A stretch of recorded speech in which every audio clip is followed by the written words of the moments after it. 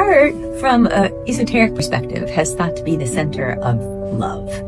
And I think it's true, because when you feel love for another person or an animal or your environment, you can access the heart better. The heart is almost like an energetic portal that is a portal to your knowing and kind of a much greater depth of wisdom and information. And the heart is also an electromagnetic field generator. And the field that the heart generates is actually even stronger than the field the brain generates. And when you're feeling love for another, or you're feeling gratitude for your life, it helps you access this field of the heart and can lead to what's called heart-brain coherence. And when the field of your heart like resonates with the field of the brain, it allows you to access a much broader bandwidth of information.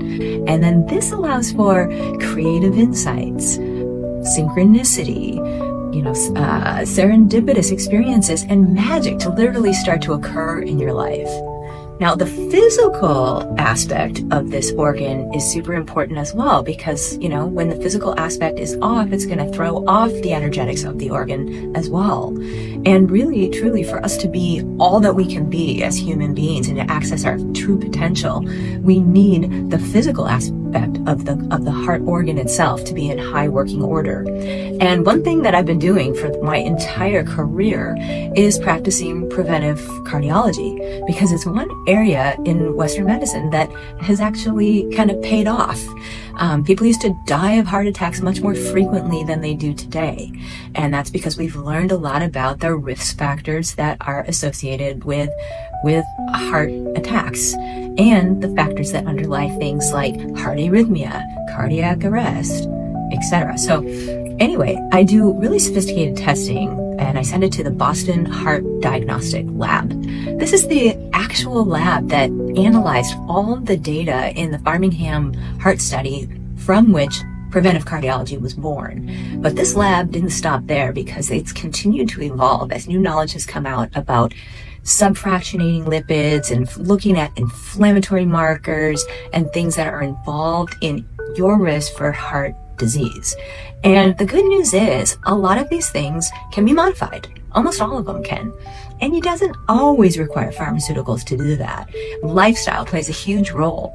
So we know that, all the factors that can lead to metabolic disruption, overeating carbohydrates, under-exercise, sedentary living, that leads to weight accumulation and insulin resistance, all of that increases your cholesterol. In fact, the bad kind of subfractions of cholesterol diminishes the good subfractions of cholesterol. All of that can increase the way your kidneys hang on to salt and water and therefore raise your blood pressure. All of that can interact with your immune system and kind of shift your immune system in a more pro-inflammatory direction, which can cause the inflammation of these vulnerable plaques inside your arterial wall, and that is a setup for a heart attack.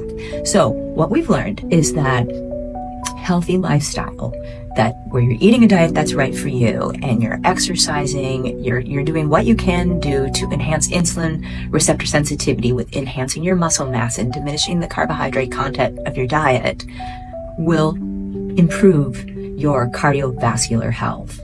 And there's a lot of natural supplements you can take as well, and you don't always need pharmaceuticals to change these risk factors. So we work a lot with methylated B vitamins to lower homocysteine. We work a lot with citrus bergamot to reduce the production of cholesterol in the liver. We work with Reggie's rice, which is a natural version of statin drugs that doesn't have the same side effect profile. Of course, coenzyme Q10. We supplement minerals to improve the electrical system of the heart and even the contraction of the heart muscle itself. And so, there's so much that can be done, and I really urge you to mind your cardiovascular health and spend as much time as you can in kind of the love and gratitude, because that is going to have beneficial effects on your heart and your entire physiology.